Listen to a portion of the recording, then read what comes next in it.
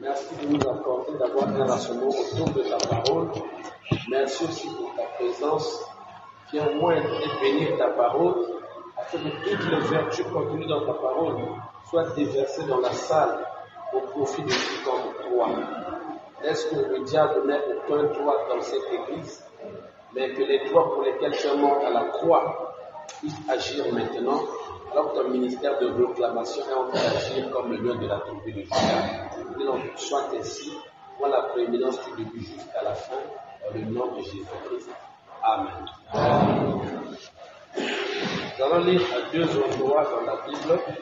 Quelque part dans la citation de la Bible,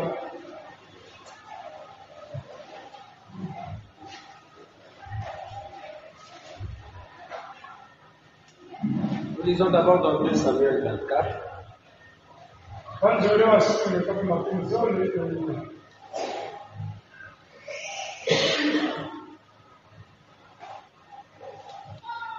2 Samuel chapitre 4. Pardon, 2 Samuel 24. kwanza leo asome kama mafunzo ni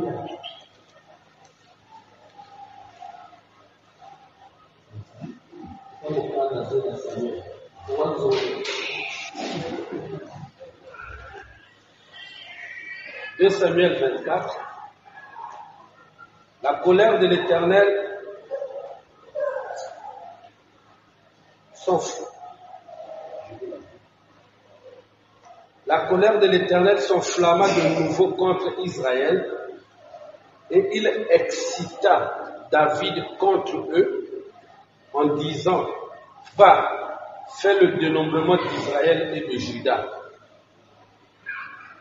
Et le roi dit à Joab, qui était chef de l'armée et qui se trouvait près de lui: Parcours toutes les tribus d'Israël, depuis Dan jusqu'à Beer-Sheba, qu'on fasse le dénombrement du peuple, et que je sache à combien il s'élève.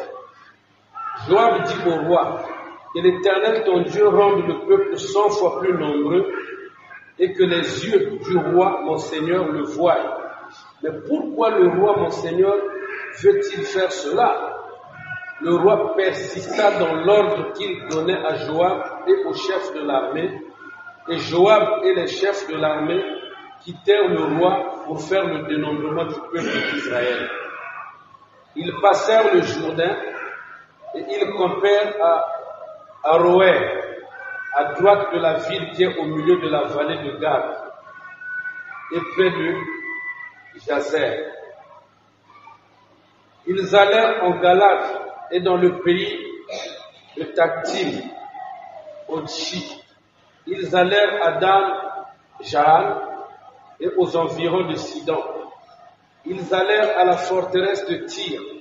Dans toutes les villes des Éviens et des Cananéens, ils terminèrent par le midi de Juda à Beer-Sheba. Ils parcoururent ainsi tout le pays et ils arrivèrent à Jérusalem au bout de 9 mois et 20 jours. Joab remit au roi le rôle du dénombrement du peuple. Il y avait en Israël 800 000 hommes de guerre tirant l'épée et en Juda 500 000 hommes. David sentit battre son cœur après qu'il eut ainsi fait le dénombrement du peuple.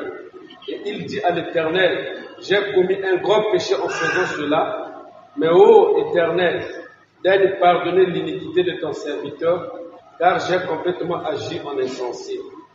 Le lendemain, quand David se leva, la parole de l'Éternel fut ainsi adressée à Gad, le prophète, le voyant de David: Va dire à David, ainsi parle l'Éternel, je te propose 3 fléaux, choisis-en un, et je t'en frapperai.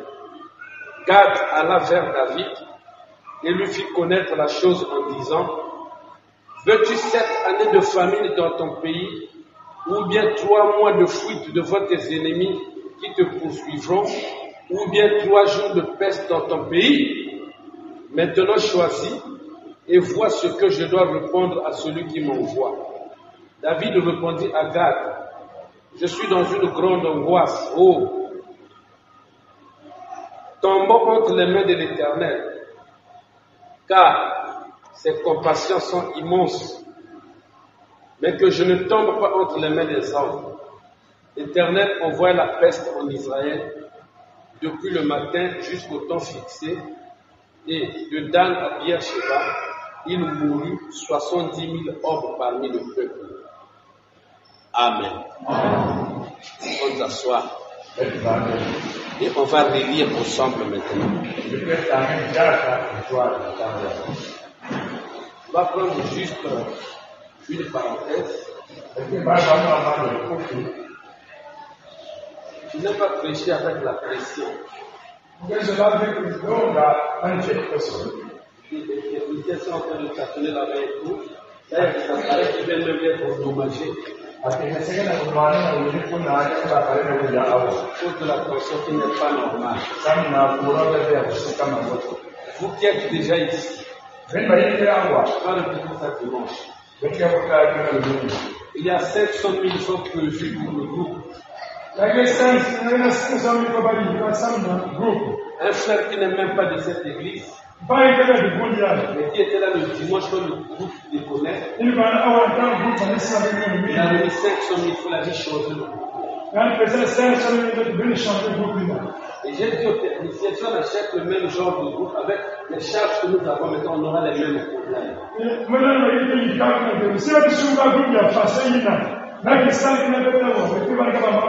a des gens qui sont en train de dire que Dieu est en train de les bénir.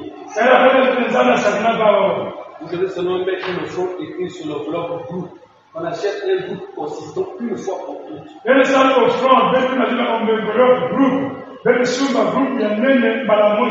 fera ça dimanche pour ceux qui ne sont pas là.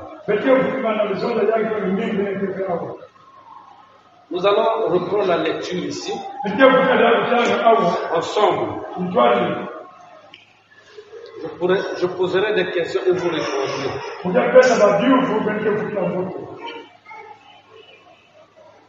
On dit, la colère de l'Éternel s'enflamma de nouveau contre Israël. Et il excita David contre eux.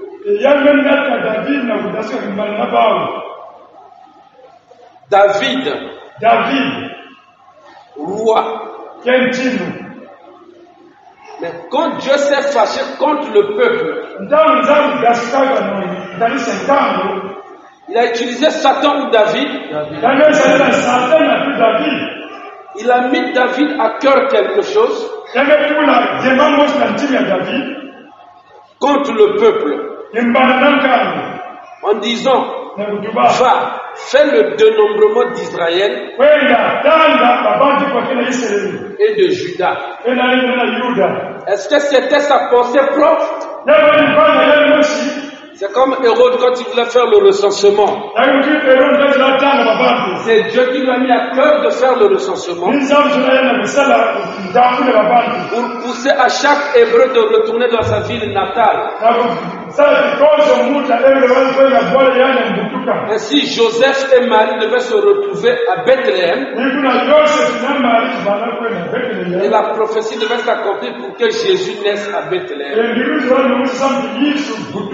Donc, ce n'était pas la volonté de Hérode ou de César, mais c'était la volonté de Dieu à travers un homme.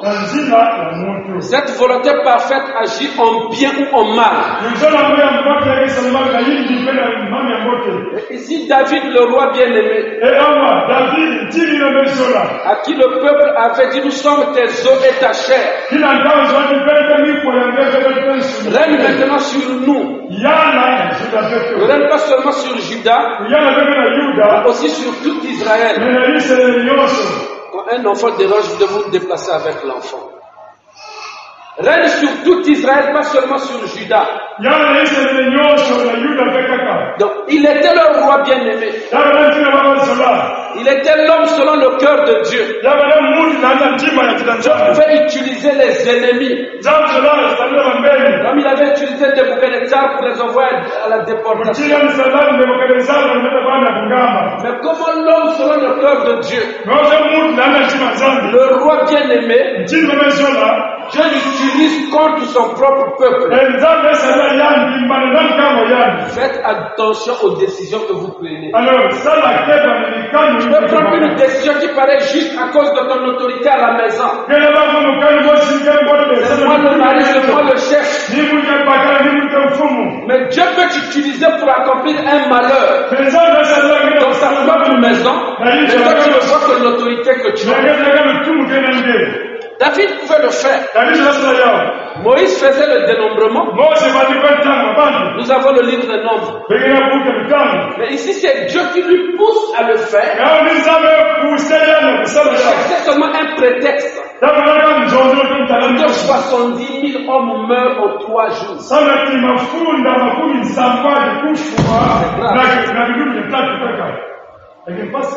Qui incitait David à le faire? Nous sommes d'accord, c'est Dieu. Lisons encore la parole. Prenons maintenant le livre des Chroniques. 1 Chronique 21. 1 Chronique 21. Satan se leva contre Israël. Et il excita David à faire le dénombrement d'Israël. Et David dit à Joab et au chef du peuple: allez, faites le dénombrement d'Israël depuis Beersheba jusqu'à Dan. Et rapportez-le-moi afin que je sache à combien il se lève. Dans Samuel, on dit que c'est Dieu qui poussa David à le faire. Et ici dans le livre de Chroniques, on dit que c'est Satan qui poussa David à le faire. Est-ce qu'il y a une contradiction dans la Bible? Bon, lesquels croient que c'était Satan? Levons la main. Voilà. Bon, lesquels croient que c'était Dieu? Levez la main. Au lieu de lire dans la même Bible, peut-être que j'ai la traduction Shekinah de la Bible. Parce que quand ça ne marche pas, on accuse les traductions. C'est Dieu ou Satan? Mettons qu'en est-il de ce qu'on a écrit sur le livre? Est-ce que c'est Dieu ou Satan? Les deux. Parce que nous avons ici une même histoire. Est-ce qu'il y a une contradiction dans la Bible? Alors, donc là, vous avez compris, on peut maintenant aller doucement.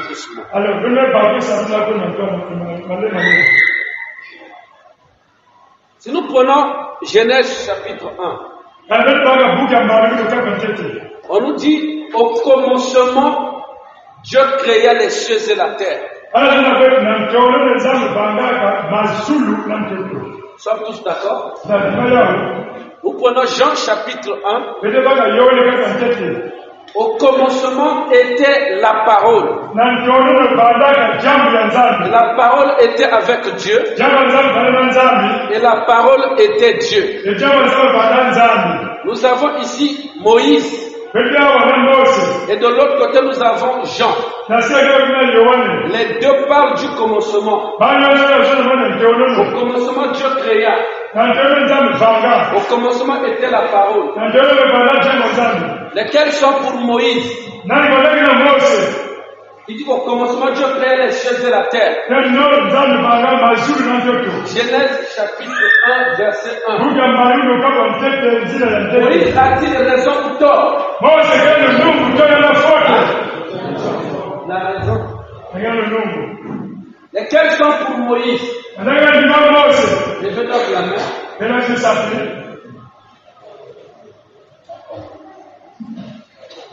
Au commencement était était la parole était avec Dieu, et la parole était Dieu.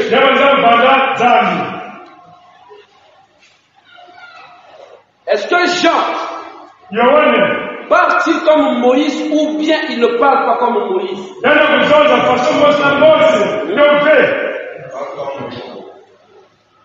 Et s'il parlait comme Moïse, il devait dire quoi? Au commencement, Dieu créa. Ici, nous avons deux commencements. Amen. Nous avons deux commencements. Bon, prenons d'abord l'homme et la femme. Dieu a façonné l'homme. Il l'a placé là. Plus tard, mais c'est le même jour. Plus tard, il prend la côte de l'homme, il fait la femme, et il présente la femme à l'homme. Nous avons un commencement où Adam est seul. Les animaux sont là et toute la création. Et nous avons un commencement où Adam est là avec sa femme. Lequel des deux commencements préférez-vous? Adam seul ou bien Adam avec la femme? J'ai dit, on va juste prendre je fais comme une leçon de code du monde, donc vous me répondez, n'ayez pas peur.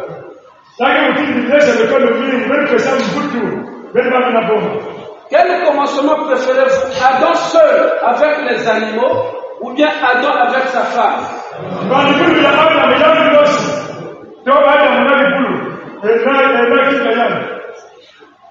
Adam et sa femme étaient créés le même jour, mais à des heures différentes. Si on vous dit de parler du 6e jour où Dieu créa, où vous dites que Dieu a créé l'homme, il a pris la poussière de la terre, il a façonné, il a soufflé, l'homme était là.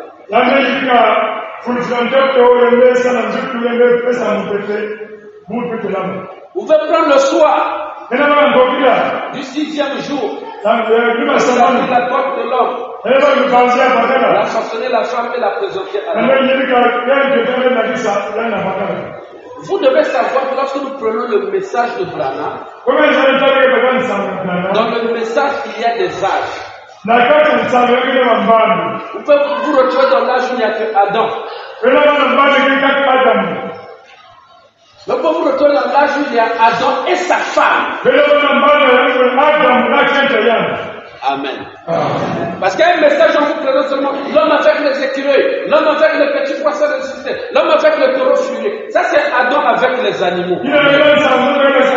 Parce que nous disons Amen. Mais donc Dieu doit donner une femme. Amen. Amen. C'est là aussi ce message. Mais nous présente que Branham avec la puissance et tout ce qu'il a manifesté, nous sommes perdus. Ça a été un âge. Et cette parole et cette puissance qui était déployée doit manifester l'épouse pour laquelle Jésus est mort à la croix. C'est pour ça que le soldat romain avait percé son côté. Parce que Jésus est un Adam. Amen. Voilà pourquoi ici, quand nous parlons de Dieu qui incita David, et de Satan qui incita David, la parole n'a pas tort. Parce que tu peux prendre une écriture, tu veux accomplir une volonté, et dès que nous verrons le résultat de cette volonté-là que tu accomplis, on va dire que c'est le diable. Mais pourtant, au début, tu as une écriture ou des écritures qui te poussent à prendre cette position-là. Voilà qu'on peut avoir laissé dire le Seigneur, mais être dans l'erreur.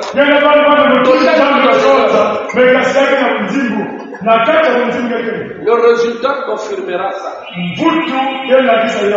La parole de Dieu et la volonté de Dieu, c'est deux choses. Tu peux avoir la parole de Dieu, mais tu n'as pas la volonté de Dieu. Il faut marcher pour que cette parole, selon ta prédestination, te conduise juste dans la volonté de Dieu. On ne juge pas quelqu'un qui a la parole au début. La parole de Dieu dit, la fin d'une chose vaut mieux que son commencement.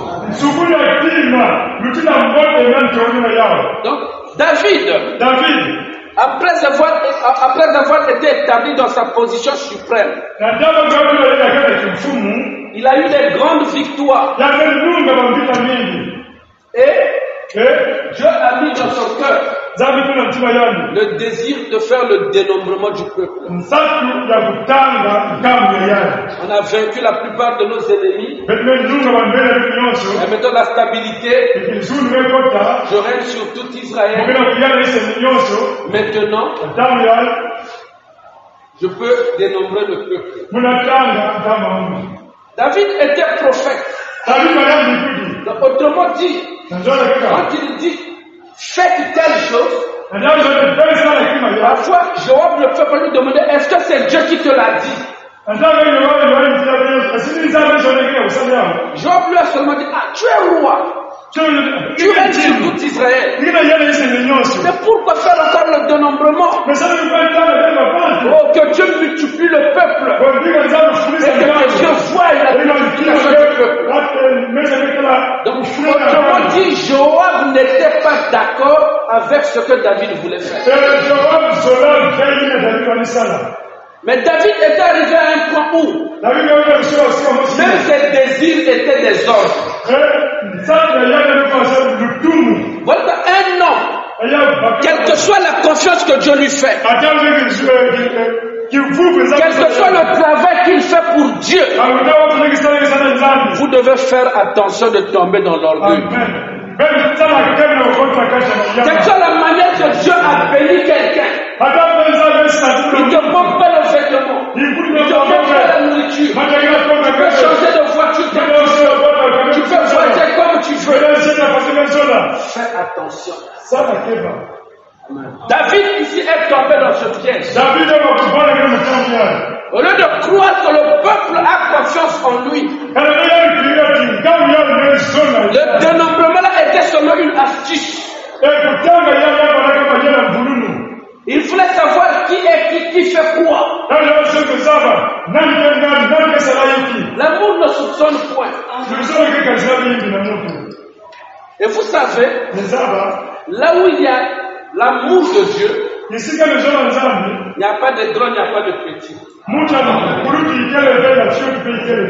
Frère Branham raconte quelque chose qu'il a eu avec sa fille ici. Donc pourquoi la petite Bethléem?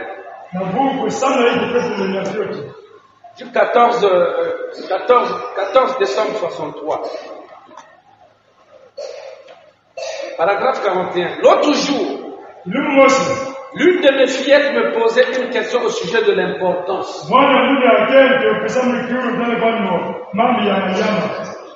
J'ai dit, eh bien, on parlait d'un certain homme important. Eh bien, il s'agissait du président qui vient d'être assassiné. Pardon de Kennedy. Et nos cœurs, on était attristés. Et j'ai dit, eh bien, c'était un homme important. Les journaux ont mis l'accent là-dessus. Et la télévision a filmé cela. Cela a coûté des milliards et des milliards de dollars au gouvernement pour diffuser cela. faut dire l'État ou bien le Yam. Quand tu dis Mboulamata, même ta grand-mère au village ne peut pas comprendre Mboulamata. Donc il faut faire passer le message. Des milliards et des milliards au gouvernement pour diffuser cela. En effet, c'est en ordre. C'est leur affaire. Ce petit prédicateur pentecôtiste là-bas en Caroline, chez qui un homme est entré, un homme ivre, muni de son fusil de chasse. Il a appelé son épouse. Il a battu l'homme en plein à la chair. Ensuite, il a battu sa propre épouse pour enfin se tirer dessus lui-même. Et juste un petit article d'environ cette taille qui a été constaté au dos du journal. Laissez-moi vous dire, frère, peu importe qui nous sommes, si vous voulez savoir combien vous êtes important, et je dis à ma fillette, plonge le doigt dans un seau d'eau, puis retire-le et essaye de retrouver le trou. Nous ne valons rien. Il n'y a qu'une personne qui est importante, c'est Dieu. Nous devons nous souvenir que c'est lui. Amen. Prends un seau d'eau. Quand je t'en dois, ça va rentrer, c'est qu'il y a un double espace. Mais tire ton doigt et montre le trou et mets ton doigt dans le seau d'eau. Si tu ne peux pas le faire, laisse ton orgueil là. Il n'y a qu'une seule personne qui est importante, c'est Jésus-Christ. Il y a des choses qu'on va diffuser. Mais pour un homme qui est parti à l'église, attirer sa femme, attirer le pasteur, c'est juste au dos du journal. On a mis l'information là. Mais pour la mort d'un président, c'était des milliards et des milliards de dollars.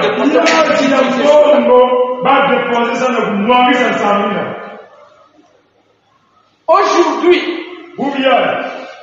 si nous lisons plus la parole de Dieu, nous parlons plus de la parole de Dieu, notre vie aura un vrai sens. Tous les jours, on sera transformé. Parce que quand tu vas lire la parole de Dieu, le Saint-Esprit va te parler. Tu dis encore, il t'inspire. Mais quand vous rentrez avec votre téléphone dans les réseaux sociaux, vous informez des trucs de la RDC, du Rwanda, de l'Ukraine, au point où aujourd'hui, au moins 90% des Congolais sont à la une de l'information mondiale. Donc regardez comment les gens se meurent dans le péché. Comment les gens se meurent dans la maladie. Ils sont moins informés des choses de Dieu que des choses du monde. Et maintenant que je parle à l'église, c'est l'une des malédictions aujourd'hui. Le diable, parce que nous avons des choses pour lesquelles Jésus avait payé le prix. Et nous en avons accès gratuitement. Donc vous devez voir tout ce que vous faites quotidiennement. Qui a payé le prix pour cela? Les forfaits, les mastolos à gogo. Il y a quelqu'un qui a payé le prix pour cela. À l'époque, ce qui pouvait coûter 10 000. Aujourd'hui, même avec 500, tu peux naviguer toute la journée. Je me rappelle à l'époque, on livrait des choses à l'hôtel Méridien. Avec le frère Isaac. Alors, il y avait pénurie du sucre dans toute la ville de Brazzaville. Et l'hôtel Méridien en avait besoin. Alors, il fallait qu'on cherche des contacts pour trouver le sucre. Il fallait même que vous avez numéro la banque de vous. On a rassuré l'hôtel qu'on peut vous livrer le sucre. On a vu tous les grossistes du marché photo, rien. On s'est promené partout, rien. On a déjà rassuré, on va perdre le marché. Qu'est-ce qu'il fallait faire? Il fallait aller naviguer. Trouver ça même en RDC en commun. En ce temps-là, je crois qu'il y avait l'université Malien Wabi, qui avait l'internet et l'école paradoxe, l'école du pasteur Lys. Donc pour naviguer, il fallait seulement partir à l'école paradoxe. On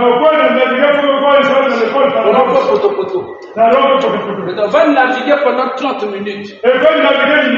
Prépare ta poche. On n'a pas pu. On a perdu le marché.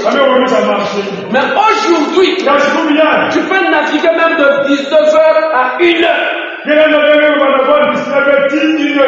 Tu peux naviguer même du matin au soir.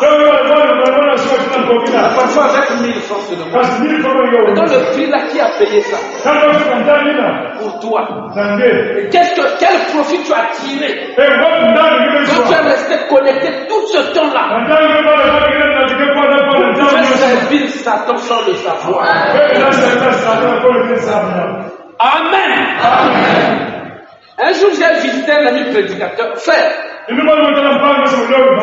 parole dit si votre cœur vous condamne, c'est que Dieu est plus grand que votre cœur. Dès que tu rentres dans sa maison, oh non, pasteur, avant de prier, ne te fais pas l'écran plasma que tu vois là, c'est pas la télé. Je suis pas venu ici pour la télé. Je suis de passage, je suis en train de te saluer. J'ai mon chemin. Oh non, je peux connecter l'écran à l'ordinateur pour voir des grosses images. Quand on voit par exemple les clips de vie. Je ne suis pas venu pour ça. Il s'est battu. Moi, je suis passé comme prix on passe. Je passe pour moi. Oh non, même quand je dis la parole, aussi les équipes sont petits ici. Je connais l'école là. Je ne suis pas là-bas. Il souffrait. Son cœur va condamner. Soyez libres. Et sachez que ce que vous faites, qui a payé le prix pour cela, et quel avantage vous tirez dans le service de Dieu dans ce que vous faites. Parce que Satan excitait David, Dieu aussi excitait David pour la même chose. Au départ, Dieu lui a dit, fais le dénombrement du peuple. Il y avait un piège derrière. Et quand il a appris ça, il a fait le dénombrement. Même Joab et les autres chefs, les autres princes ne voulaient pas. Ça doit vous interpeller. Vous faites quelque chose, même pour Dieu. Je peux placer un témoin à côté de vous. Mais si on fait le contraire, on attend d'abord. Dieu place toujours un témoin parce que Dieu ne peut pas juger quelqu'un. Soit qu'il y ait un témoignage qu'on peut lui rappeler. Amen. Le résultat a causé la mort des gens. Donc, il faut savoir, avec la révélation, l'onction qui est sur vous, si vous prenez tout un âge, on prend ce jour de vendredi, depuis 6 heures jusqu'à 21 heures avant que tu ne dormes. Même si tu es réveillé dans la prière, même si le soir comme maintenant tu es venu à l'église pour prier, tout ce que tu fais semble bien. Parce que tu t'appuies sur la parole, sur la conduite de Dieu. Mais, pourquoi pour David? C'est Dieu qui lui a dit. Mais après le résultat était Satan. Voilà pourquoi, quand vous prenez une écriture, rassurez-vous. Sinon vous rendrez un service à Dieu en dehors de sa volonté. Quand Dieu veut faire quelque chose, il y a une saison pour le faire. Quand la saison là arrive,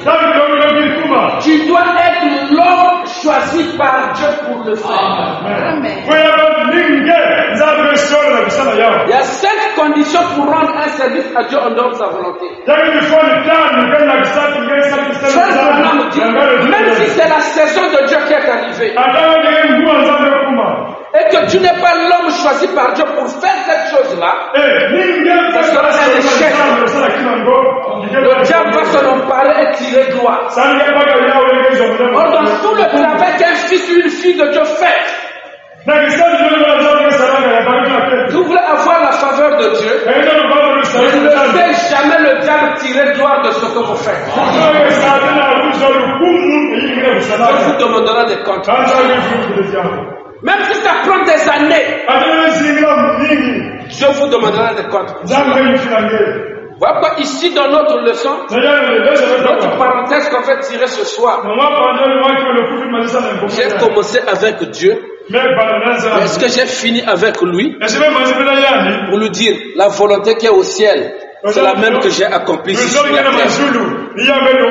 Si on n'arrive pas là, alors comprenez maintenant qu'avec la parole, parce que Dieu m'a dit. Mais quand vous irez, ça sera Satan.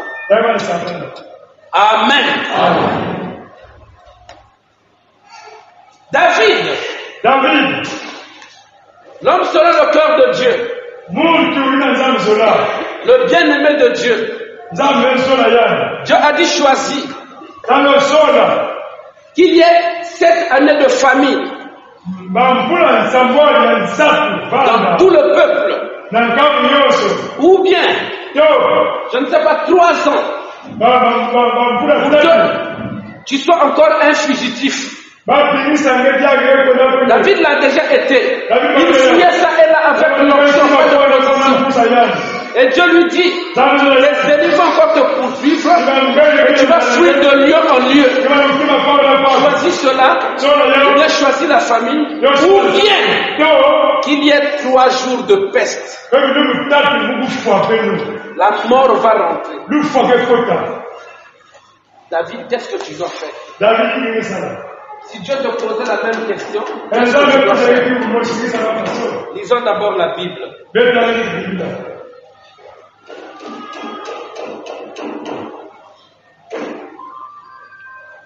Je lis dans Apocalypse chapitre 6. À partir du verset 7, le verset 7 au verset 8. Quand il ouvrit le 4e sceau, j'entendis la voix du 4e être vivant qui disait, viens. Je regardais et voici parut un cheval de couleur pâle. Celui qui se montait se nommait la mort. Et le séjour des morts l'accompagnait. Le pouvoir leur fut donné sur le quart de la terre pour faire périr les hommes par l'épée.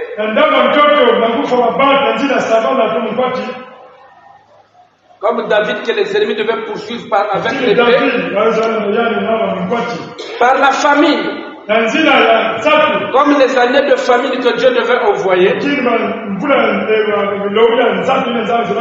Par la mortalité. Et par les bêtes sauvages de la terre. La mort qui est venue par cette peste-là. Nous retrouvons David ici dans le 4e sceau. Là où tout ce que Dieu lui a proposé. L'épée, la famine et la mort. Nous retrouvons ça dans le 4e sceau. Alors, David, l'homme selon le cœur de Dieu, le grand roi avec l'onction, a eu le 4e sceau dans sa vie. Chacun de nous ici, par rapport à notre conduite, nous pouvons prendre depuis le 1er sceau jusqu'au 7e. Chacun de nous sera confronté à ça. Que vous le voulez ou pas. Avant que vous n'entrez dans la gloire, ce que Dieu a fait avec Jésus, il est passé par là.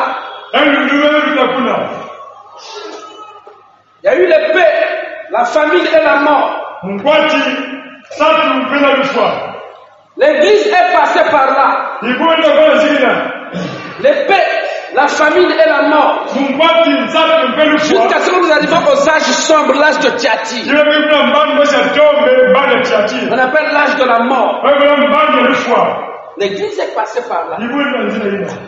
Il y a une famine prophétique. Il y a une guerre prophétique. Et il y a la mort spirituelle.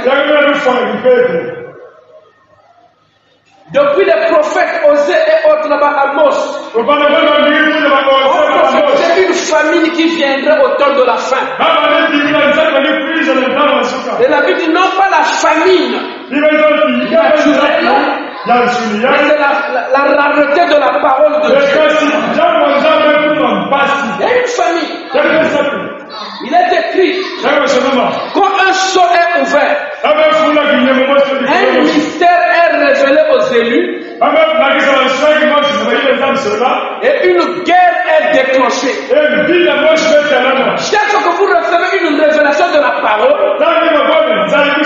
vous comprenez alors qui est l'ennemi. Et comme vous ne pouvez plus le servir, il doit s'acharner contre vous. Tous les véritables fils de Dieu sont en guerre tous les jours. Ça peut venir par ton mari, ça peut venir par ta femme, ça peut venir par l'église, ça peut venir par tes parents, par ton chef au travail, par tes clients au marché. Vous devez veiller. Le diable peut rentrer par dans n'importe qui pour accomplir un dessein. Donc la guerre est là, la famine est là, la mort spirituelle aussi est là. Vous pouvez être dans le 4e saut sans savoir qu'est-ce que vous avez choisi. Tous ceux qui font des émissions à la télé, des débats pour parler de certaines choses, c'est un choix. Amen. Vous pouvez prendre la parole de Dieu. Vous retrouvez soit dans la famille, soit dans la guerre, soit dans la mort spirituelle, sans que vous ne vous rendez compte. Vous qui m'écoutez maintenant, je vais vous aider à savoir dans quelle étape vous êtes. Dans quelle étape dans le monde, dans quelle phase du travail que vous faites. Mais depuis que vous dites que j'ai cru, vous ne savez pas, est-ce que vous avez l'épée? Est-ce que vous êtes dans la famille? Est-ce que vous êtes dans la mort? Dieu a proposé les trois à David. David devait choisir une chose. David a dit, tomber entre les mains des hommes, je préfère tomber entre les mains de l'Éternel. Mais il a fait le choix de la peste. Et quand la peste est arrivée, combien de gens sont morts?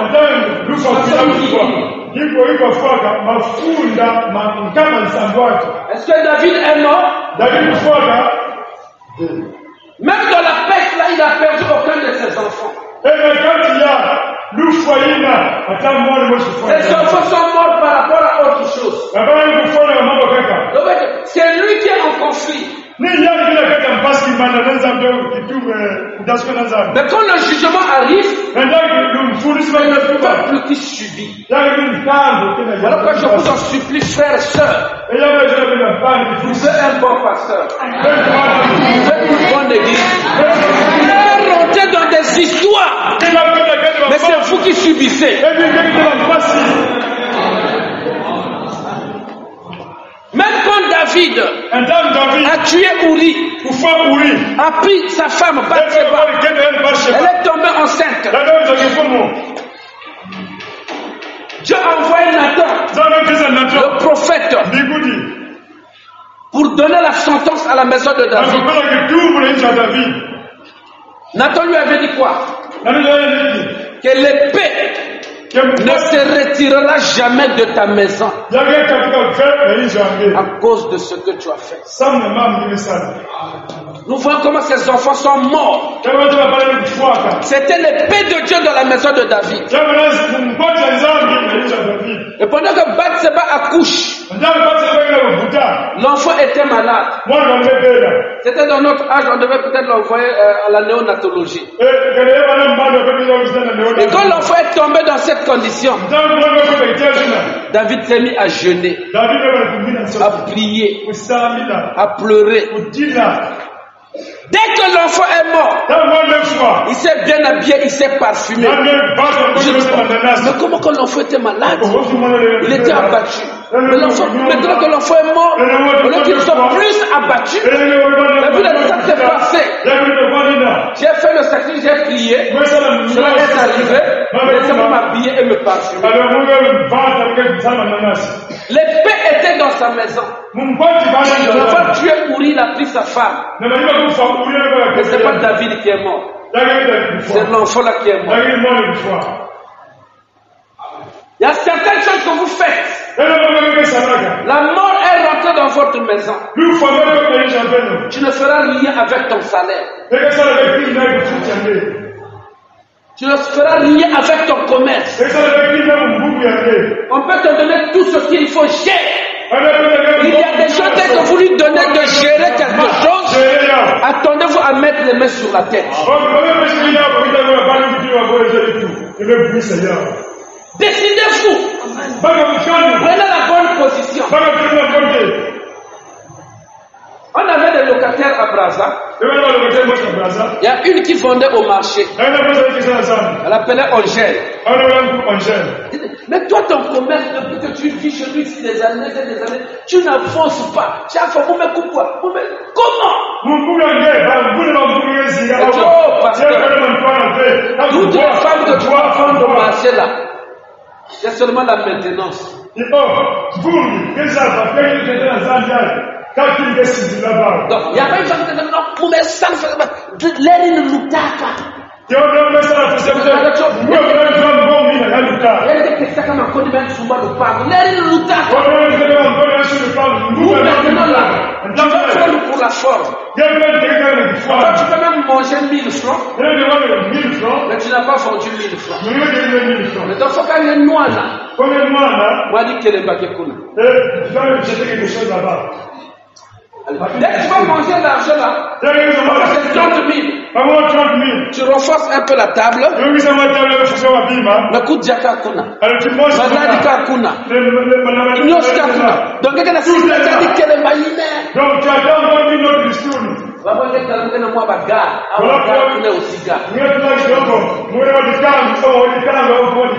ne comprenais pas quand elle me disait ça. C'est quand je suis devenu responsable d'une église. Pasteur, frère, il y a des gens ici. Je vous témoigne ici sur la sœur Mamissane. Mamini plutôt. Dit pasteur, achète-moi seulement un sac de l'unité. C'est combien, sœur? 20 000. Il n'y a pas de problème. J'ajoute 10 000 de plus. Le pasteur, tu vas voir. Elle a commencé à faire le manioc. En moins d'une année, elle a acheté un congélateur. Le pasteur, regarde ce que ton sacrifice a produit. Non seulement tu as continué à faire le manioc, on va mettre l'eau glacée, les bissards, les yaourts, les taramis. Mais il y a des gens ici à qui j'ai donné le bon. Sors pas c'est quoi? Oh, pasteur, tu sais la maman de ma soeur. Bon, d'accord, combien? Oh, même 80 000 par an. 120 000. Après 3 mois, pasteur.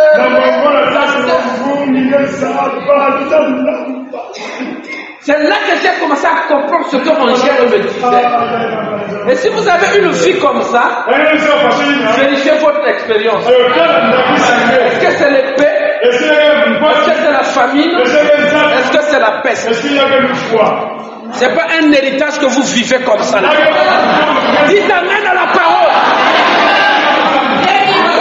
Qui t'a excité? Est-ce que c'est Dieu? Est-ce que c'est Satan? Amen. Prenons Matthieu 24. Matthieu chapitre 24. Aimez-vous la parole, non? Matthieu chapitre 24.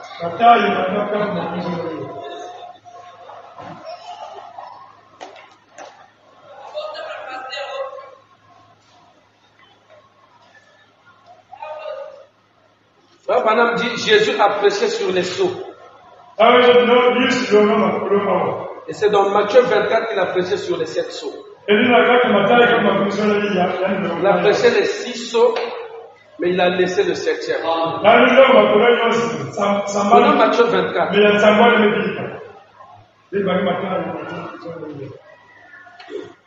Prenons à partir du verset 7.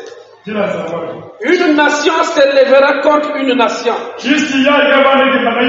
un royaume contre un royaume. Et il y aura en divers lieux des famines et des tremblements de terre. Tout cela ne sera que le commencement des douleurs. Amen. Il y aura des famines, des guerres, des tremblements de terre. Ça ne sera que le commencement des douleurs. Donc, si Jésus a prêché sur les sceaux, et que Matthieu 24, 7 à 8, il parle de la guerre, de la famine, comme dans Apocalypse 6, le 4e sceau, il parle de la famine et de la guerre. Alors, avant que Jésus ne parle de ça, on a d'abord posé des questions. Au verset 1, Matthieu 24. Comme Jésus s'en allait au sortir du temple, les disciples s'approchèrent pour lui en faire remarquer les constructions. Il leur a dit, voyez-vous tout cela? Je vous le dis en vérité, il ne restera pas ici pierre sur pierre qui ne soit renversée. Il s'assit sur la montagne des Oliviers et les disciples vinrent en particulier lui faire cette question. Dis-nous, quand cela arrivera-t-il? Et quel sera le signe de ton avènement et de la fin du monde? Amen. On a posé 3 questions à Jésus. Le temple là, il sera renversé pierre sur pierre. Il a fallu 49 ans pour construire ça. Et quand ça a été détruit, on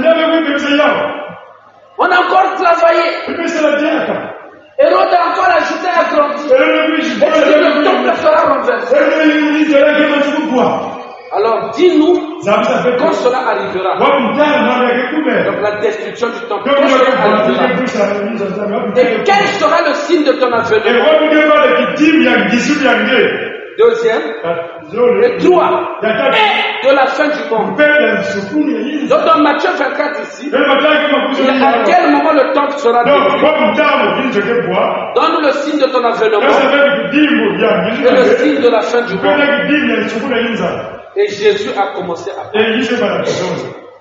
Il est rentré donc dans les sceaux. Il y a des questions. Dès que vous commencez à vous poser ces questions, Jésus vous introduit dans un âge pour donner la réponse à ce que vous lui dites. Mais ce qu'il est en train de leur dire là, c'est d'abord eux qui ont commencé. Ils ont commencé en faisant quoi?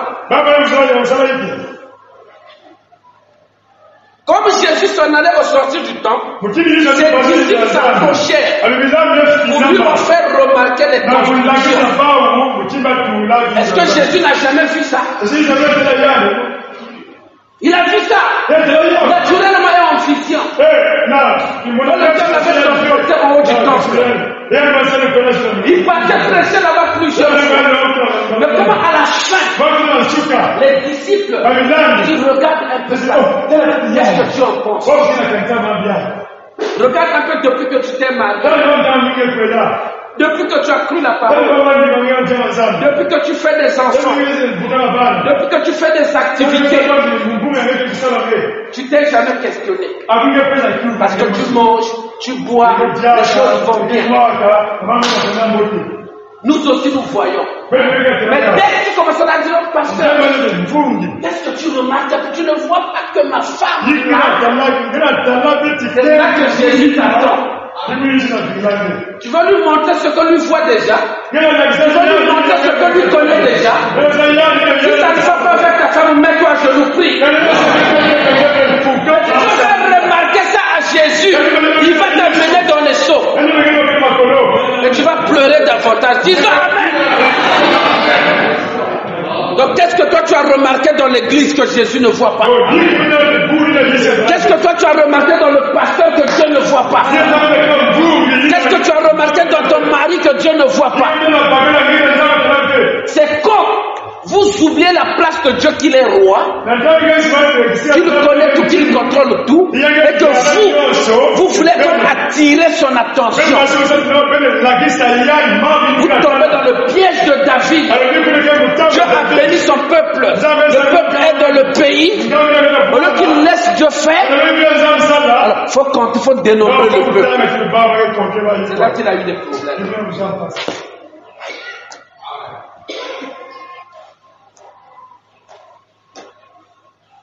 Pourquoi je laisse? Quand tu vas donner la réponse, toi tu t'arrêtes pas à donner les réponses. Bon, je prends un homme au mari. Frère Blanchard. La femme aime s'asseoir là-bas, elle est où? Sœur, comprends-moi, j'explique quelque chose. Est-ce qu'avant votre mariage, tu voyais beaucoup de défauts dans la sœur? Non. Après le mariage, est-ce que tu as commencé à voir ça?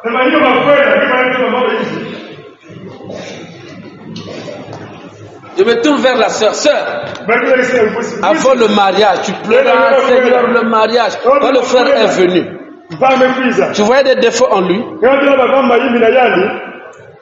Mais maintenant, est-ce que tu vois ça? Je ne vois pas, frère. Est-ce que tu vois ça? La sœur aussi a dit oui.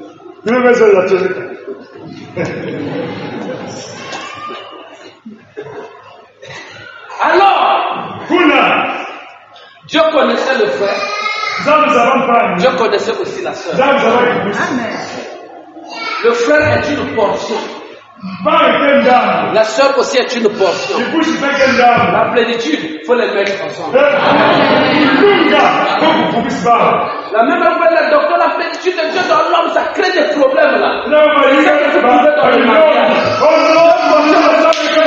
Des problèmes. Donc Dieu connaissait qui est Blanchard. Et Dieu connaissait qui est sa femme.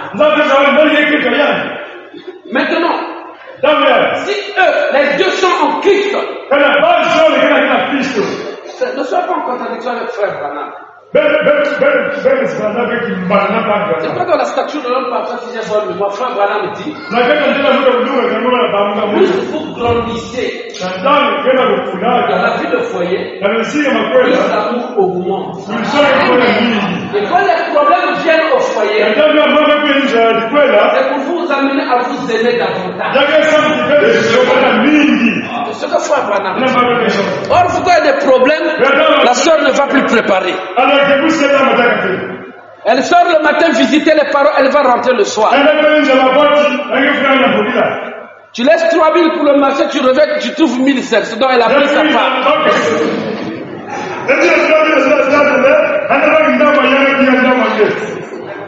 Il y a un frère qui m'avait dit, pasteur, oh, il y a des démons qu'on peut chasser sur la parole. Je dis, hey, comment? Il dit, comment? Ma femme avait l'habitude dès qu'on a un problème, elle me connaît là dans le salon. Donc quand il y avait déjà la température ne marchait pas, je renversais l'eau sur les carreaux au salon. Je renversais l'eau. Après tu la vois venir là, elle prend le drap, elle met comme une frontière sur le lit. Frère, quand les problèmes viennent au foyer, ça augmente l'amour. Ça vous amène à vous comprendre mieux. La fréquentation, c'est des formalités. Les fiançailles, formalités. Dès que vous vous mariez là, dès que je finis de consacrer les mariages ici, vous partez à la maison, la fréquentation commence. Vous aurez encore vos fiançailles à la maison.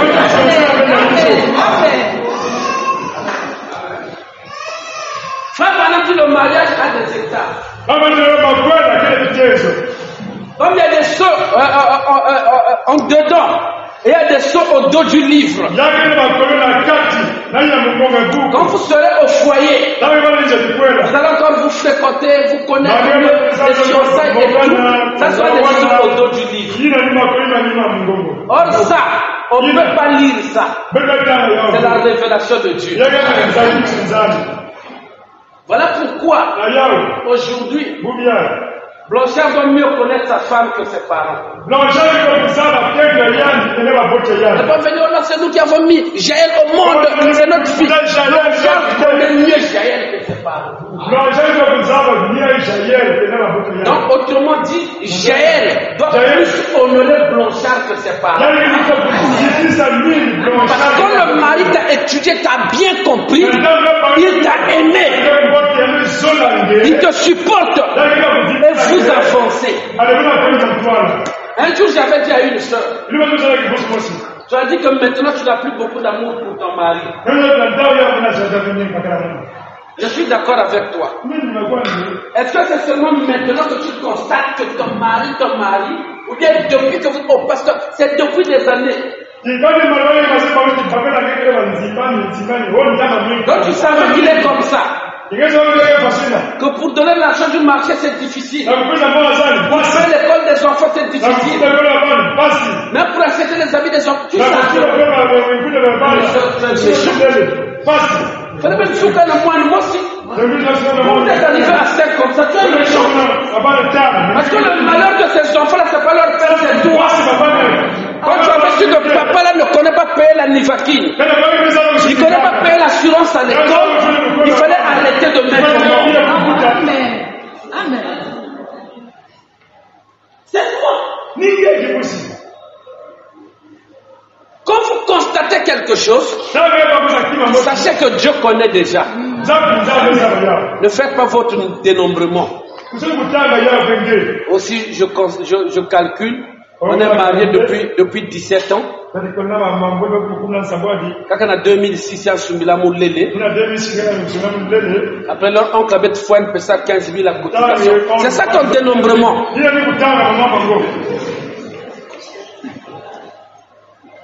Je vais rentrer dans la révélation. Vous parlez de cette dimanche, on va naviguer. Donc, la femme commence à faire le dénombrement. Ou bien le mari aussi commence à faire le dénombrement. Oh, parce que quand tu la vois comme ça là, en 3 mois, elle me donne le corps 2 fois seulement. Parce que c'est un problème. Maintenant, si on l'avait opéré, on avait dit 3 ans, tu vas faire. Il y a des choses quand ça arrive. Je connais. Vous traverserez telle période. Il n'y aura pas Mandela comme médiateur entre Mobutu et Kabila. Et pendant qu'il fait la médiation, ils sont assis, ils ne doivent pas se regarder.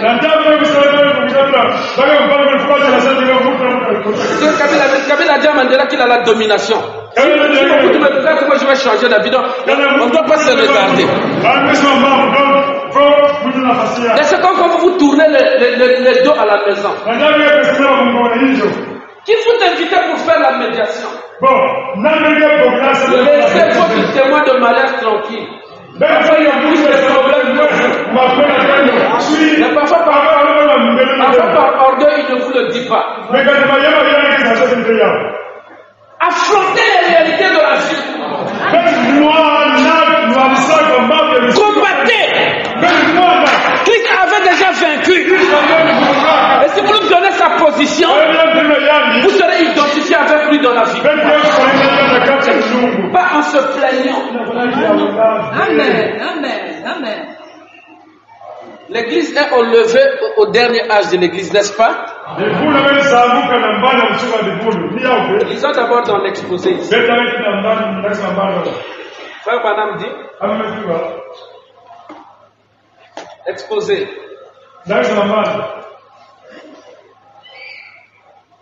C'est la page 269. 269. Je ne lis pas tout ce qu'on lit ici. Frère Branham est en train de lire dans Apocalypse 6. Il est en train de lire le cinquième psaume à partir du verset 9, je crois, jusqu'à 11.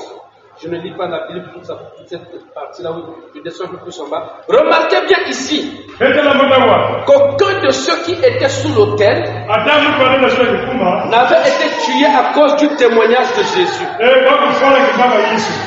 Suivez bien.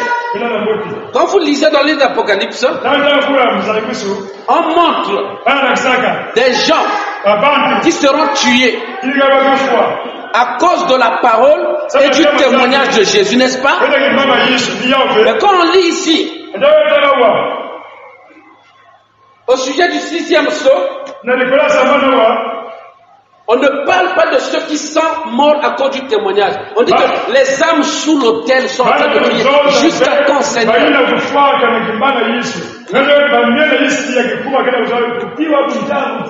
Il n'était pas comme Antipas. Il avait été mis à mort pour avoir retenu son nom, le nom de Jésus. Ceux-ci n'étaient pas nés de nouveau. Ils ne possédaient pas la vie éternelle.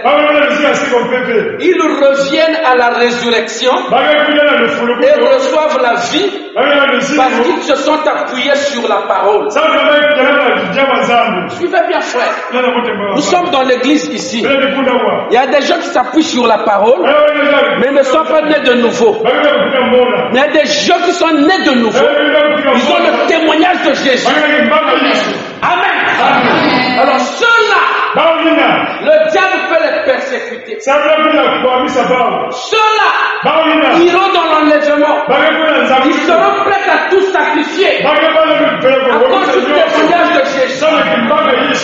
Mais ceux qui n'ont que la parole, mais n'ont pas le témoignage, ceux-là vont mourir sans nouvelle naissance. Mais comme nous venons à l'église, dès qu'Abraham est prophète, il y a le message du temps de la vie. À cause de ce petit témoignage-là, il attendra la résurrection. Et à la résurrection, là-bas, on va valider s'il sera sauvé. C'est ça l'église. C'est ça le foyer. D'accord, comment tu avais aimé la sœur? Oh, parce qu'elle avait des longues jupes, des cheveux naturels, elle ne regardait pas les séries. C'était vraiment. Oui, ça c'est seulement la parole. Mais est-ce qu'elle avait le témoignage de Jésus dans sa vie? Si elle n'a pas le témoignage de Jésus dans sa vie, elle vient dans la maison, elle vient avec la mort. Amen!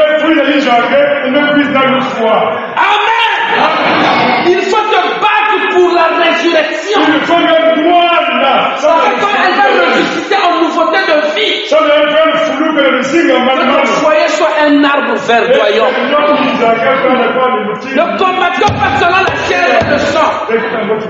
Amen. Ils reviennent à la résurrection et reçoivent la vie parce qu'ils se sont appuyés sur la parole. Et voyez comme ils crient vengeance. Ils ne sont certes pas de la substance dont est faite l'épouse. L'épouse présente l'autre jour et dit, Père, pardonne-leur. Ils ne savent pas ce qu'ils font. Ça, ce sont les Juifs. Forcément. Ils sont sous l'autel. Mais Seigneur, jusqu'à quand tu vas tirer vengeance de ceux qui nous ont envoyés? Et il y a des foyers comme ça. Ah Seigneur, jusqu'à quand?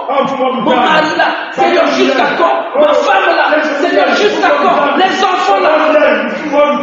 Les gens qui veulent tirer vengeance là, c'était seulement appuyés sur la parole, mais ils n'étaient pas nés de nouveau. Ils n'avaient pas le témoignage de Jésus. Amen.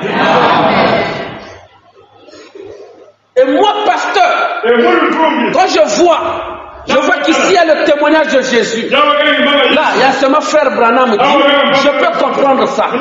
Et quand vous êtes en situation difficile, je sais comment secourir. La citation que j'applique pour celui qui a le témoignage de Jésus dans sa vie, c'est pas la même citation que je vais appliquer pour celui qui n'a que la parole.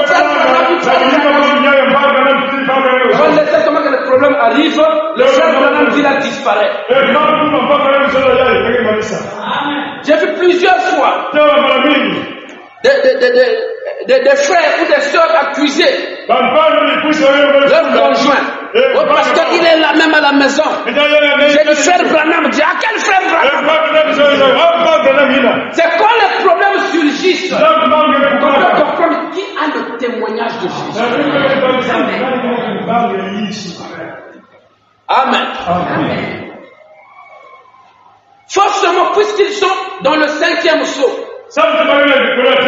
Et c'est dans le 4e sceau que l'épouse des nations part dans l'enlèvement.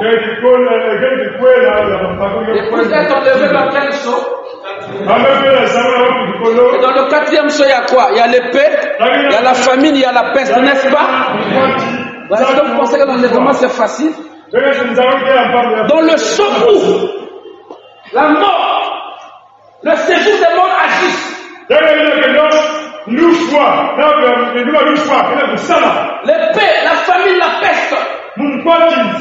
Tel royaume. Une prédit de soleil, une prédit de rouge-gorge ne peut pas se marier. Une prédit de vision derrière, une prédit de rouge-gorge ne peut pas se marier. Un royaume. C'est dans ce tohu-bohu là que les pauvres sont de travailler, que les choses sont levées. Dans l'âge de la mort, de la famille, de la peste, des guerres, c'est là que l'épouse est enlevée. Voilà pourquoi quand vous vous plaignez, vous êtes en train de vous disqualifier de l'enlèvement. Parce que l'enlèvement, il faut combattre. Là où il y a la mort, tu combats, tu es enlevé. Et dis à moi la guerre là, ah pasteur, moi je suis fatigué. À quelle promesse tu t'attends? Tu feras le dénombrement comme ça. Tu penseras que c'est Dieu. Pasteur, la Bible, il faut être sincère. Je suis sincère.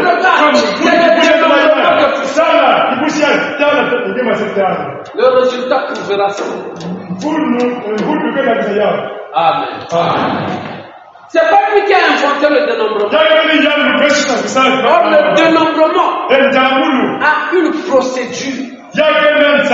Depuis que Dieu l'avait institué. Une procédure à respecter, mais lui n'a pas respecté.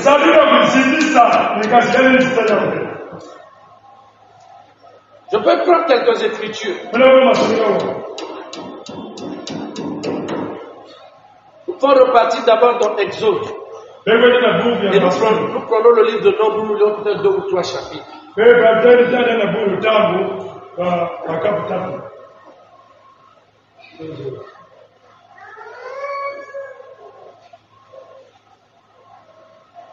Exode.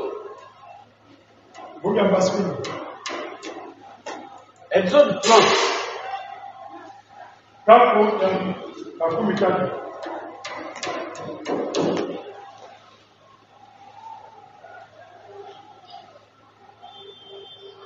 12 à 16.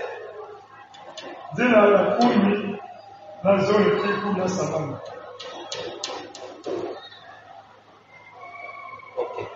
12 à 16, Exode 30. Lorsque tu compteras les enfants d'Israël pour en faire le dénombrement, chacun d'eux payera à l'Éternel le rachat de sa personne. Au moment du dénombrement des enfants d'Israël, quand ils sont sortis de l'Égypte, chacun devait payer le prix de son rachat. Chacun devait payer à l'Éternel le rachat de sa personne, afin qu'il ne soit frappé d'aucune plaie lors de ce dénombrement. Quand il y a le dénombrement, il y a toujours une plaie, une malédiction. Maintenant, avant de faire le dénombrement, chacun parmi le peuple paye le prix de son rachat à l'Éternel.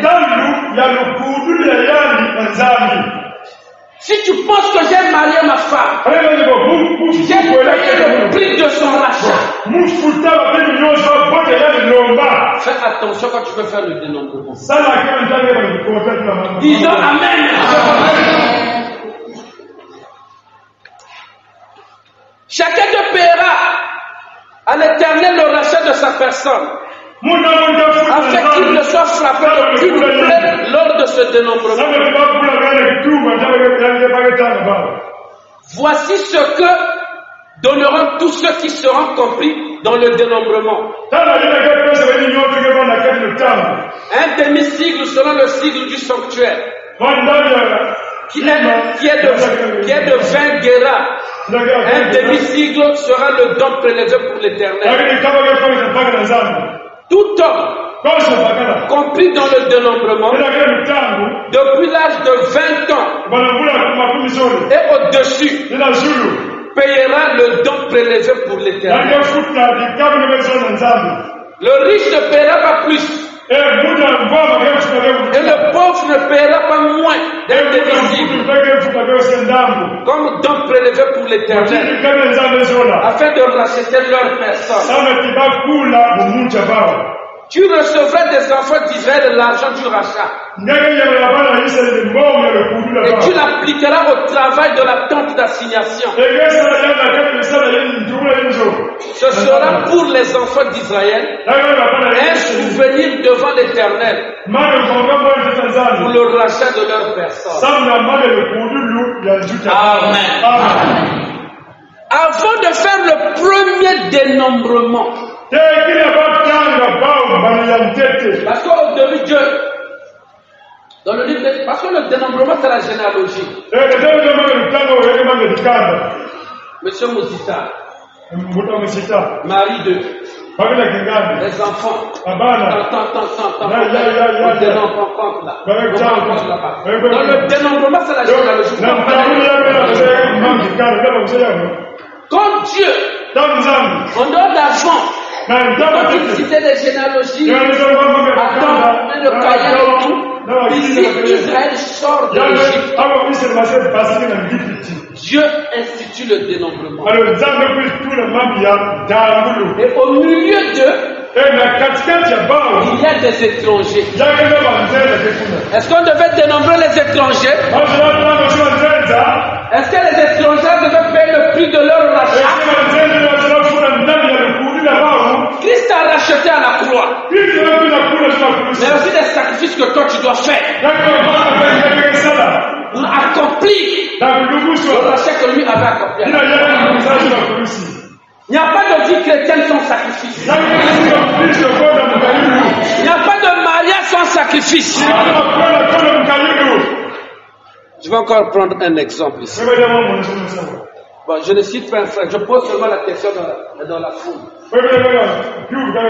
Qui ici, étant marié, accomplit ses devoirs à la maison, était sûr qu'un jour que sa famille était chérie, il y a des femmes qui lèvent la main.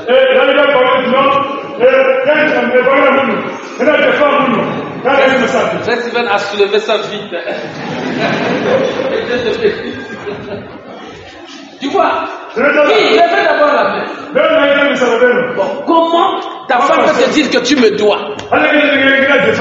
Bon, je laisse savoir les femmes qui ont des activités. Je prends les ménagères.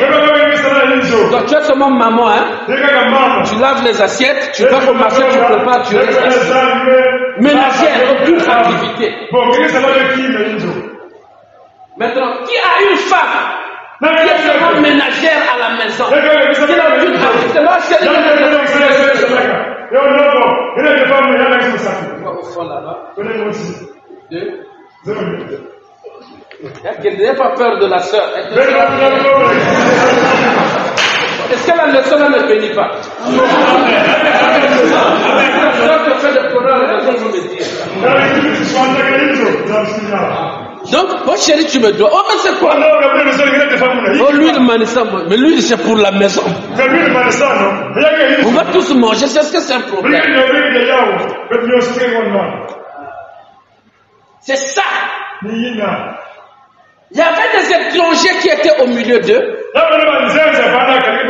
Mais les étrangers là ne pouvaient pas payer le prix de leur rachat. On ne devait pas accepter ça.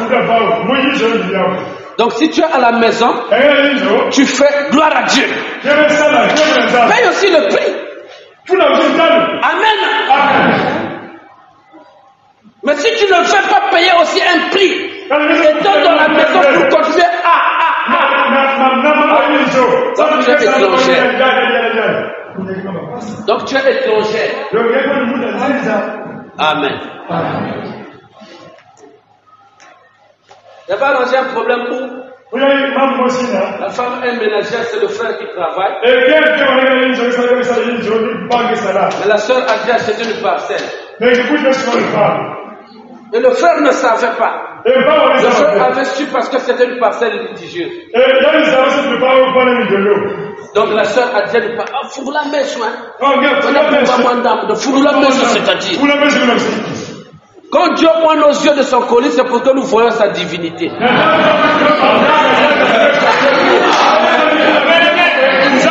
quand vos yeux sont ouverts pour voir la nudité, ça c'est la chute. Mon mari là, il a un message qui a dit bien. Quand vos yeux s'ouvrent pour voir la nudité, c'est la chute. Vos yeux doivent s'ouvrir pour voir Dieu. Et si ça ne marche pas, vous êtes à genoux. Et votre confidence est le pasteur. Mettez-moi dans la prière. Je me mets à genoux pour le gars là. Mon Dieu doit triompher. Je ne peux pas me laisser dans la tribulation. Je l'aime, je veux le servir. Et quand j'arrive à la maison, je suis là de me plaire pas. Ça me déconcentre. Moi aussi je bombarde dans les prières. Et on va lui mettre mal à l'aise. Amen.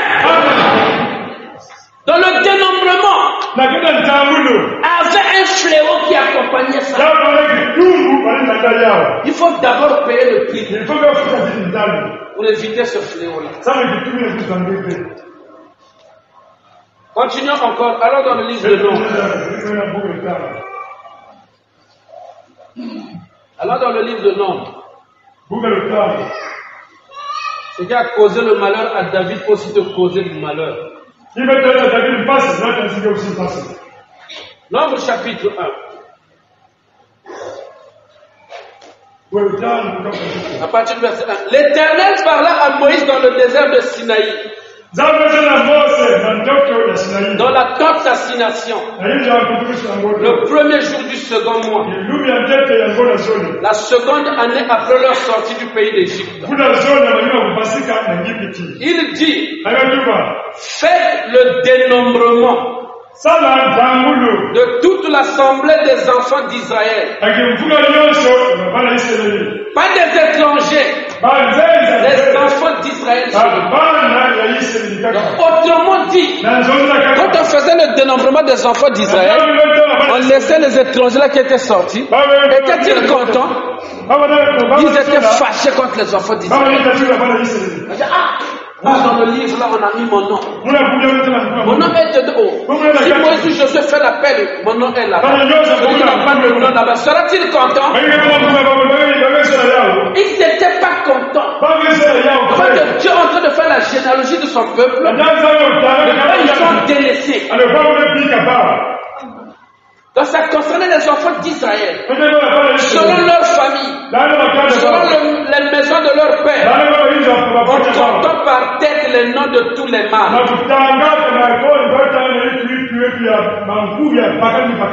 Le nom de tous les depuis l'âge de 20 ans et au-dessus, tous ceux d'Israël en état de porter des armes. Portez les armes.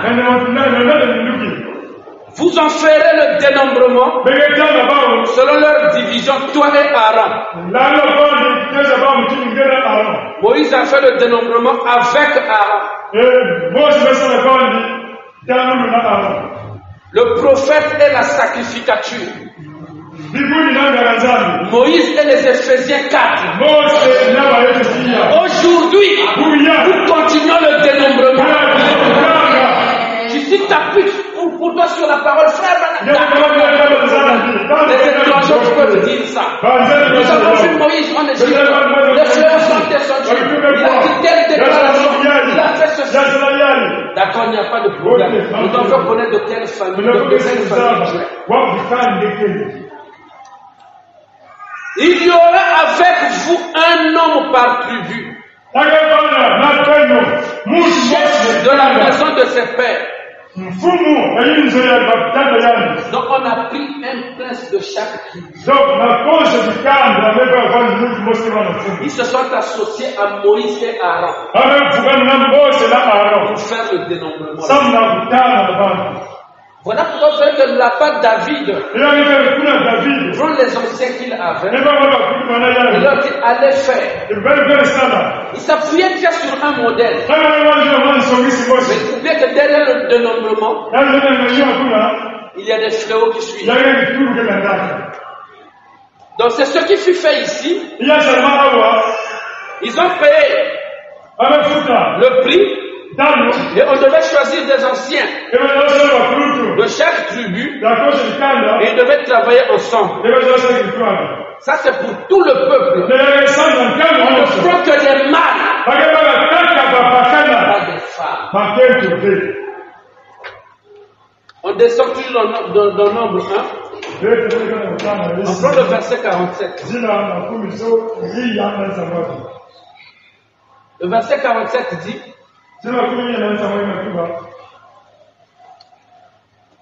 les Lévites, selon leur tribu, selon la tribu de leur père, ne firent point partie de ce dénombrement. Quand on a dénombré le peuple, ne touchez pas aux Lévites, ne touchez pas à la sacrificature. On a dénombré le peuple depuis l'âge de 20 ans. Et au-dessus, prenons maintenant Nombre chapitre 3. Nombre chapitre 3. À partir du verset 15.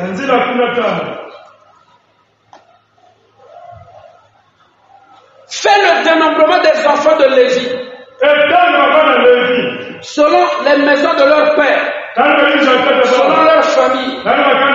Tu feras le dénombrement de tous les mâles, depuis l'âge d'un mois et au-dessus.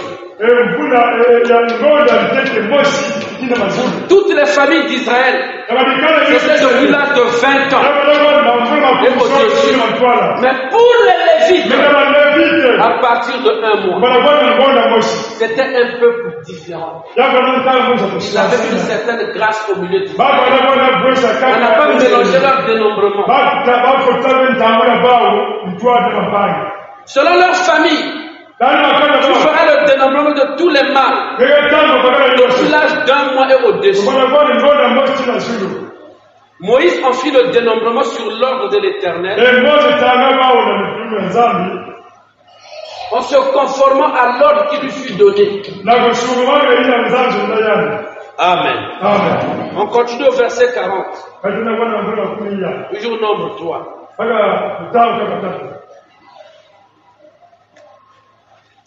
L'Éternel dit à Moïse: fais le dénombrement de tous les premiers-nés mâles parmi les enfants d'Israël, depuis l'âge d'un mois et au-dessus. Et compte-les d'après leur nom. 1. Le dénombrement de toutes les tribus d'Israël sauf les Lévites. 2. Le dénombrement de la tribu de Lévi selon moi. Et 3 ici, nous sommes au dénombrement des premiers-nés. Il y a plusieurs dénombrements. Vous devez savoir de quel côté vous vous rangez. Pour Pourquoi ces dénombrements-là sont séparés? Israël était en marche.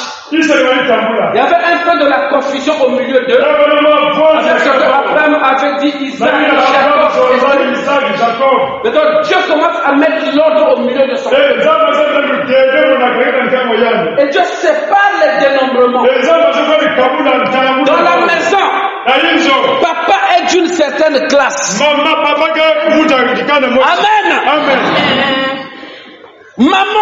Maman est aussi d'une certaine classe. Et les enfants aussi ont une certaine classe. Tu ne peux pas blâmer ta femme devant les enfants. Il ne faut pas mélanger les choses. Les autres tribus à part, les dieux à part, les premiers-nés à part. Et c'est Dieu qui connaît les noms, qui connaît les familles et les tribus. Mais si quelqu'un allait tricher, il était telle tribu pour aller se faire l'Égypte. Parce que le dénombrement a des fléaux. Il faut connaître la position. Amen. Pourquoi il met les premiers-nés à part? Parce que selon la parole des patriarches, ce sont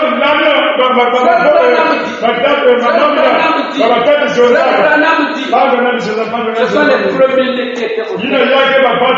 Ce sont eux qui faisaient leur service à Dieu. Donc Dieu commence à placer l'ordre.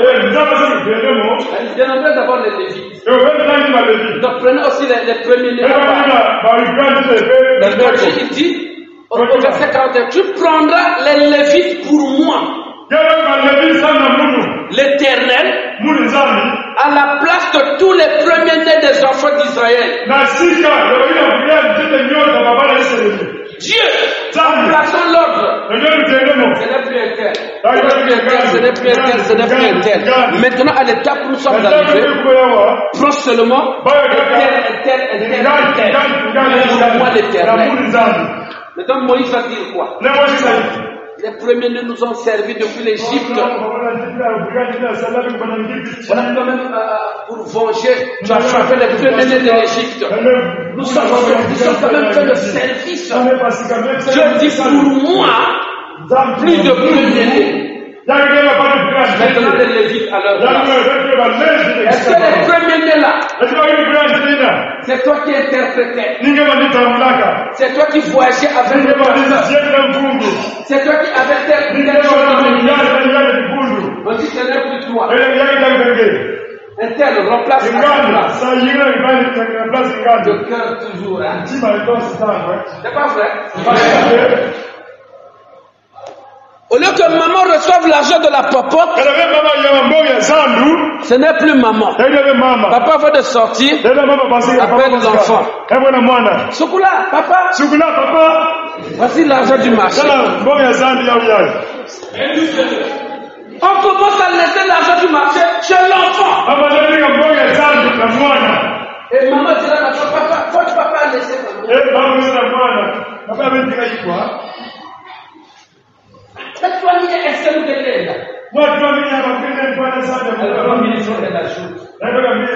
La crise va finir. Parce qu'elle va nous dire la seconde. La chambre va pas le peut-être que tu vas s'allonger là. Je sais qu'il y a des femmes. Non.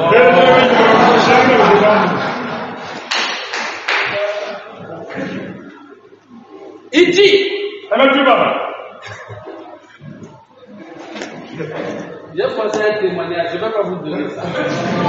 On va finir. Tu prendras les Lévites pour moi, l'Éternel, à la place de tous les premiers-nés des enfants d'Israël. Le bétail des Lévites, à la place de tous les premiers-nés du bétail des enfants d'Israël. Frère, tu fais ton élevage là. Ton cheptel est rempli de brebis. Tu es premier-né. Un sacrifice au temple là-bas. Oh non, voilà le premier-né là. quand tu achètes, tu amènes là pour faire des services. Les gens en avaient. Je dis, à partir d'aujourd'hui, même les animaux pour donner le sacrifice seulement pour les Lévites. Et tu me dis quoi? Moi, avec le militaire là, je vais faire quoi avec ça? Le dénombrement a amené une révolution au milieu d'Israël. Les Ramassiques qui n'ont pas de famille, fâchés. Les premiers qui étaient habitués à faire quelque chose dans l'église, on les a enlevés, fâchés. Dans quel dénombrement êtes-vous? J'ai vu un prédicateur faire un vœu à une femme. Ça n'a pas marché. Ça n'a pas marché. On me fait un vœu. Non, c'était pas moi. C'était pas moi qui avait dit à Dieu de me donner le ministère. C'est lui-même qui m'a fait donner ça. Donc je vais pouvoir prêcher. Lui-même me rendra compte. Donc, à partir d'aujourd'hui. Honore-lui comme Dieu l'a béni, il commence à laisser les amis. Donc aujourd'hui, vous êtes là assis avec frère Babi, vous pouvez vous embrasser dehors là, vous riez. Vous pensez sur lui, non, au ministre de la Justice, vous allez encore faire ça. Vous allez encore vivre à Dieu là. Quand quelqu'un vient chante, il y a des gens qui sont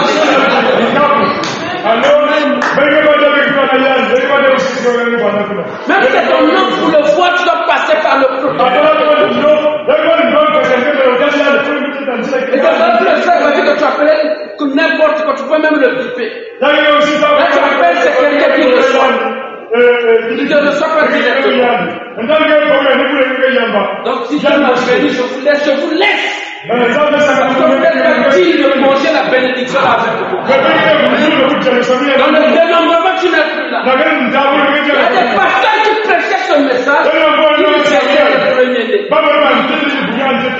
Oh non, moi et ma femme, notre commission là, tu sais, j'ai depuis le monde, après on est venu au message, il y a des choses à vérifier. Il y a des pasteurs premiers-nés, il y a des pasteurs lévites, il y a des pasteurs sacrificateurs. Parce que le lévite aussi travaille, mais il ne peut pas rentrer dans le lieu saint. Sauf les enfants d'Aaron. Quel pasteur avez-vous? Demandez Dieu maintenant pour dire si je suis le premier-né. Sinon, depuis le pasteur jusqu'à la dernière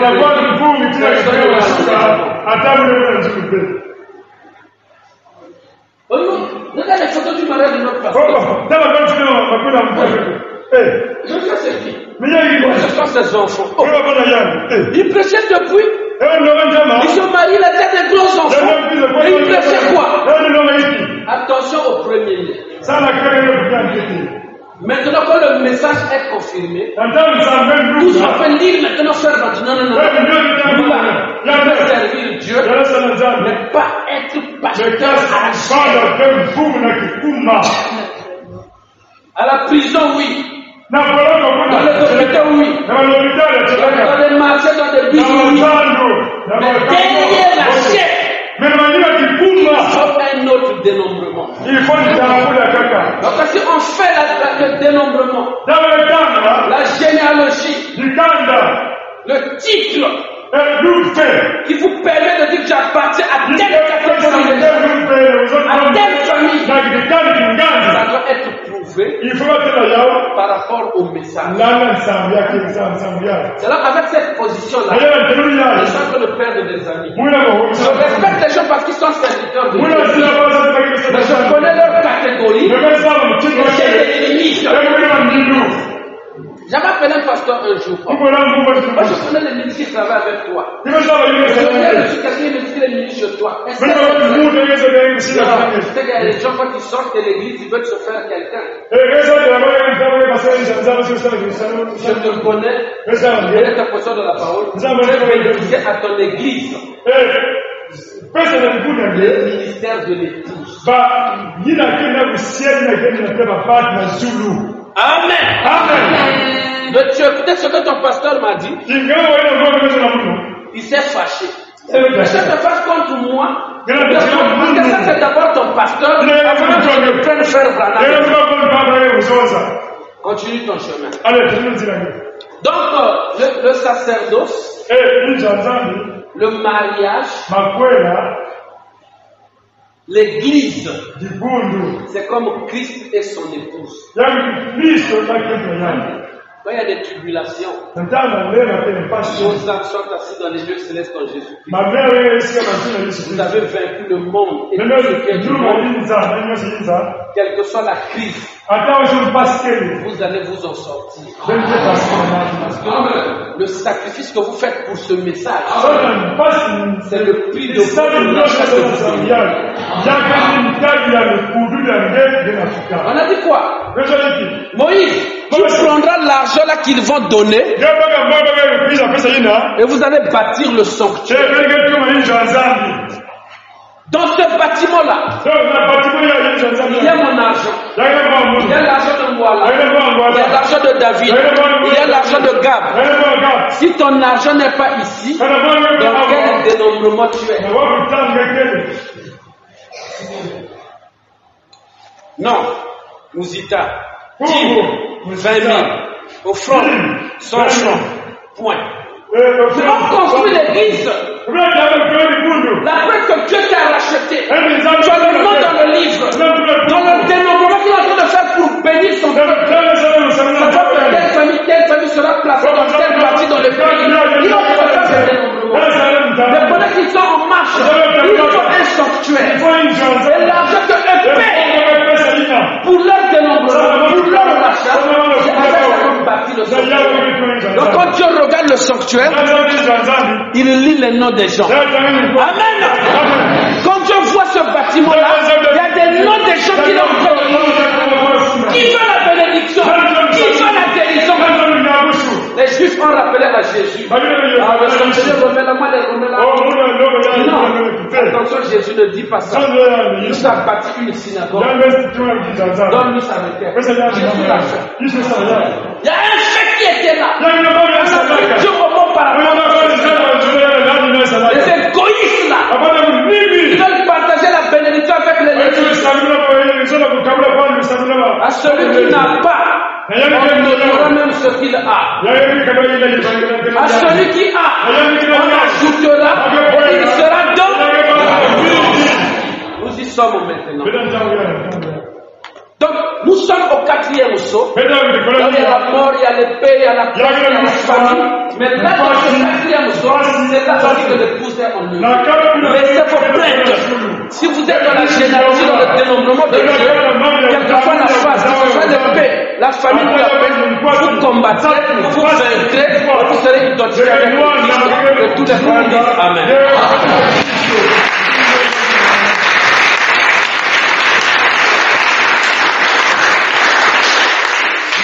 Dieu Tout-Puissant, notre Père Céleste,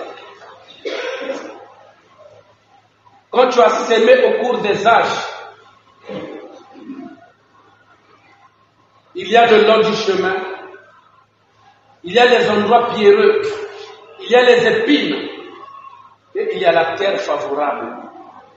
Mais en ces temps de la fin, dans ce message, ce n'est plus l'ensemencement, c'est la moisson.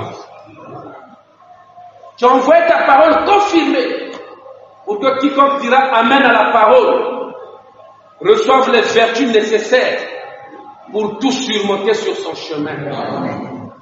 Mon frère a dit Amen. Ma soeur a dit Amen. Tu es en train de faire le dénombrement. Qui va laisser la place à qui? C'est toi qui sais. Et quand nous ferons les œuvres dans cette église, ça confirmera que ce n'est pas le pasteur qui a décidé, mais c'est toi. Qui est étranger pour ne pas être compté parmi les familles d'Israël? Toi, tu le sais. Plus on avance avec le message, les actes, les vies des gens sont en train de confirmer leur origine. Seigneur, nous avons abandonné le monde depuis des années à cause de ce message.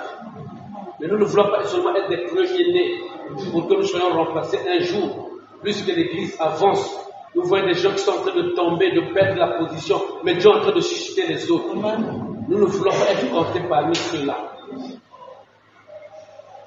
Nous voulons, Seigneur, à cause de notre signe de naissance identifié à toi.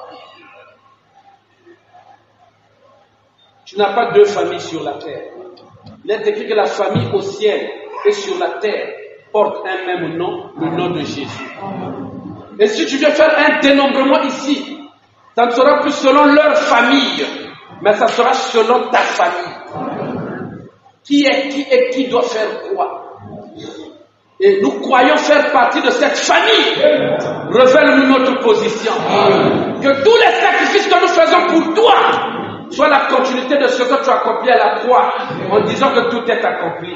À notre tour aussi, nous donnons pour toi, nous faisons du bien aux malheureux, nous soutenons les veuves. Alors, si avec notre apport, un temple qui était détruit, c'est-à-dire un frère qui était désespéré, a pu retrouver la position, et que c'est moi qui ai payé le prix pour que ce sanctuaire du Saint-Esprit soit rebâti, soit rétabli, alors ne m'oublie pas. C'est pour ça que tu as dit que ce que vous faites à l'un de mes plus petits, c'est à moi que vous le faites.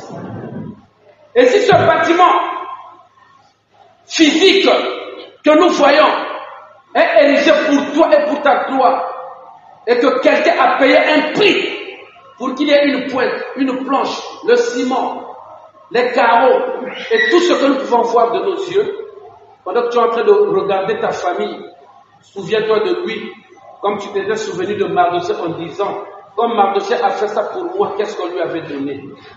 Si un roi païen pouvait se souvenir de celui qui lui avait fait du bien, tu te souviendras aussi de ceux qui te font du bien, soit pour ce bâtiment physique, soit pour un frère qu'on a aidé qui s'est relevé, soit pour une soeur qu'on a aidé qui s'est relevée, soit pour un mari qu'on a aidé qui s'est relevé, soit pour une femme qu'on a aidé qui s'est relevée.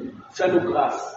Nous voulons sortir d'ici, non pas en disant que moi j'étais seulement dans les tribus, moi j'étais parmi les premiers-nés. Nous voulons tous être Lévites. Parce que ton prophète dit que les Lévites représentaient l'épouse. Alors, viens nous considérer comme une même famille portant ton nom. Et s'il y a un faible parmi nous, relève-le. S'il y a quelqu'un qui fait naufrage, secours-le. Et s'il y a un lendemain, nous reviendrons dimanche pour voir encore comment Judas était chef, comment la royauté lui appartenait. Nous viendrons encore pour voir, bien que lui était chef, mais celui qui avait le droit de naître était Joseph. Et comment les deux devaient travailler ensemble pour amener la victoire parmi le peuple. Pour tous ceux qui ont dit Amen, bénis leurs âmes, laissez-nous dans les chemins de retour, balaye nos maisons, jette les saletés dehors, comme tu as balayé nos cœurs ici. Et s'il y a un lendemain, que nous revenons ici identifiés au royaume et au sacerdoce, pour que notre vie puisse donner gloire à ton nom, dans le nom de Jésus-Christ. Amen.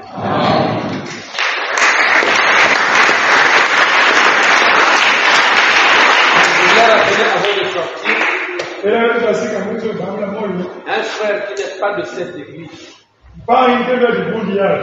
mais en communion avec nous le dimanche, était dérangé quand le groupe faisait des caprices. On avait commencé la prédication en retard. De donner 700 000 francs.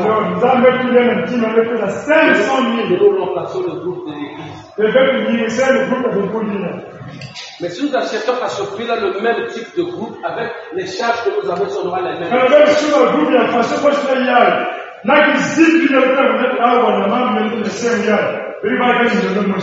Alors, j'avais causé avec ceux qui occupent du département électricité Sayani. On se bat, qu'on complète l'argent. Il y a une grande capacité. Vous dites, Dieu m'a béni, Dieu m'a changé. Alors, on est en train de faire le dénombrement. Votre vie. Donc, nous rappellerons ça dimanche. Nous recevons l'argent dans l'enveloppe. Comme ça, nous allons parfaire les conditions d'adoration. On verra après que le